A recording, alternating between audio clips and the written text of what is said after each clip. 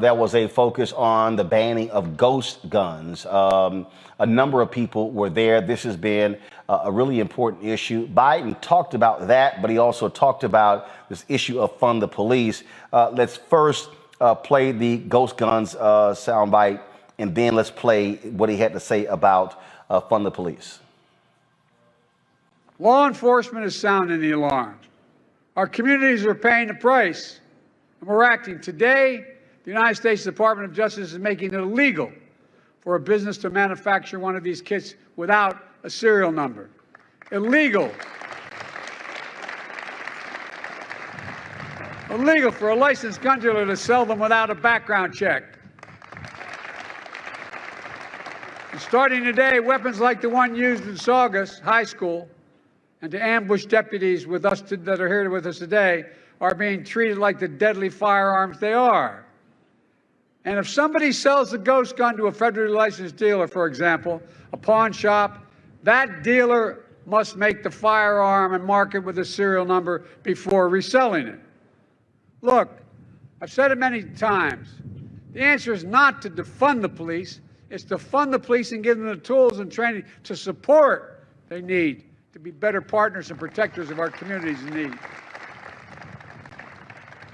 And I've already made clear that I want cities, states, counties, and tribes to use some of the $350 billion we sent to them in the American Rescue Plan that I wrote in the first month to reduce gun violence, hire police officers for community policing, pay police overtime, purchase crime-fighting technologies. They were given the money, they can do it. Spend it. So you send them all that money, and folks are still being shot and killed. And, okay, I'm a Congo. I'm also tired of hearing this training crap. Okay, how many more people? How many more deaths? How many more shootings? How many more times can we hear the excuse, training? Man, they all hurt, man, and they all hurt for different reasons when we see these shootings. Today in my class at American University, this was actually the class where we covered Black Lives Matter and why Black Lives Matter came about. And I told the students that a lot of the videos I'm going to show are probably about 3 or 4 years old because I've gotten to the point where I can't watch any of the new ones. To date, I still have not watched the George Floyd video because of what it does to us emotionally. And then I hear the story about Patrick Lyoya, a brother from my parents' homeland, from Congo, who fled a war region that one of the reasons they're fighting are for the electronics, the materials that are in the products that we're all using right now, the tin, the tantalum, the coltan, the tungsten that are in our laptops, our phones, and all of that. So everybody's talking about Ukraine and the connection. Congo's connected to what we're doing right now as well.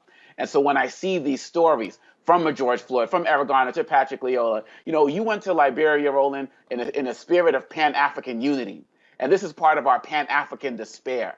Because like Malcolm X said, when they roll up on you, they don't care if you're Christian, they just care that you're black. They don't care if you're Muslim, they just care that you're black. So when he's talking about this money for training and all of that, when is it going to happen? Because it doesn't matter where we're from, doesn't matter our religion, we are losing our lives by corrupt cops, and also we all know by cops many who are joining the forces who are coming in racist, who are coming in with tendencies to get out there and kill us because they know with those uniforms on, they can get away with it. It's been documented. They're in the military. They're in the police force. They're all across this country. Where's the money for that? Where's the investigations for that? And one of the challenges I have when this tape comes out, it's like you got a family that's already traumatized by this experience, and then they have to be re-traumatized by begging the state to show their child's killing before the entire world. So yeah, you're right, Roland. Let's get that money for firing officers, investigating racist officers who are on the force, and investigating officers who are incompetent, officers who have no business being there. Let's do some of that with some of this funding that is used for the police, because like Ben Crump said, we are the one who are losing our lives disproportionately and in ways that are not happening to anybody else. The point I made there, Jeff, look, it comes down to policy changes. What do you have to show? And so what? So now we got to wait till May 20th. Today is the 1-year anniversary of Dante Wright being shot and killed, okay, by Kim Potter.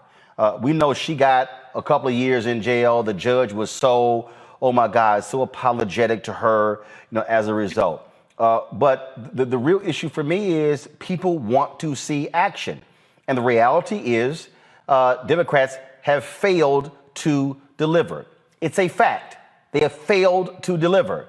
You can't move on the bill because of Senator Tim Scott and Lindsey Graham. Okay? All right, but here's my question then, to Senator Chuck Schumer. 50-50? What? We can't break the filibuster for the George Floyd Justice Act? Is that what we're saying? Okay, then that's the case. Fine, President Biden. Where are the executive orders? Where are they? Indeed. Roland, you bring up some good points here. When we talk about circumstances and situations like this, it's not an issue of training.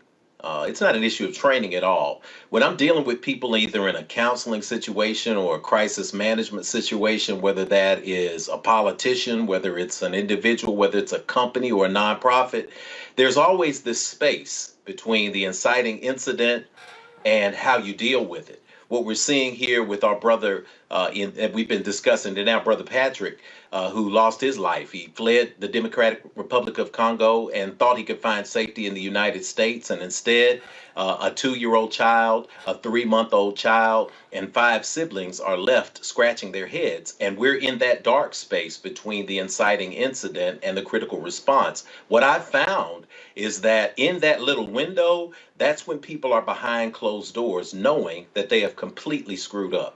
So they're finding a way to try to cover this. It usually starts when we're talking about hometown folks here.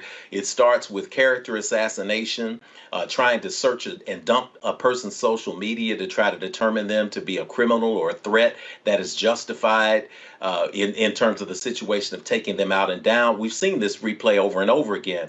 But when we look at the end result, I always tell people, you do not judge based on what is coming out of people's mouths. You judge based on action. You judge based on provable facts. When we look at this situation, we can't say that the police aren't getting training. The question is, what are they trained to do? We're seeing the same things happen over and over again. That means that they're very well trained. They're trained with a philosophy that says Black lives do not matter.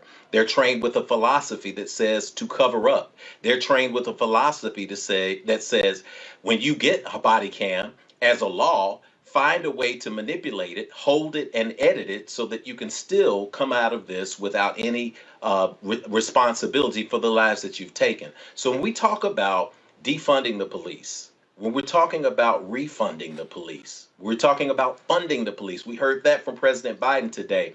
He's walking a very fine line. He's knowing, and his advisors know, that 50%, 51% of young people age 18 to 24 have voted in the election recently.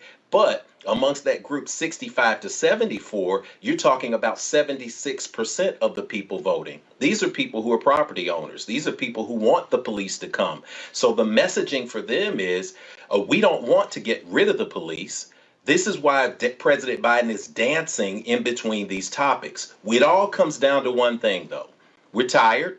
Everyone is tired of the current training. And if you're going to provide some kind of funding, you've got to change the paradigm. If you continue to fund the police in the same way that they are funded now with the same training, that's training we do not like. It's training we do not want because it disproportionately affects us in a negative way. It's just, it's ludicrous to see what's going on. And again, another family has to bury a loved one because of the actions of the police. All right, folks, back to our Roland Mark Unfiltered video in just one moment. Folks, Black Star Network is here. Hold no punches. I'm real revolutionary right now. Support this man, Black media. He makes sure that our stories are told. Thank you for being the voice of Black America, Roland. Stay black. I love y'all. All momentum we have now, we have to keep this going. The video looks phenomenal. See, this difference between Black Star Network and Black-owned media and something like CNN. You can't be Black-owned media and be scared. It's time to be smart. Bring your eyeballs home. You dig?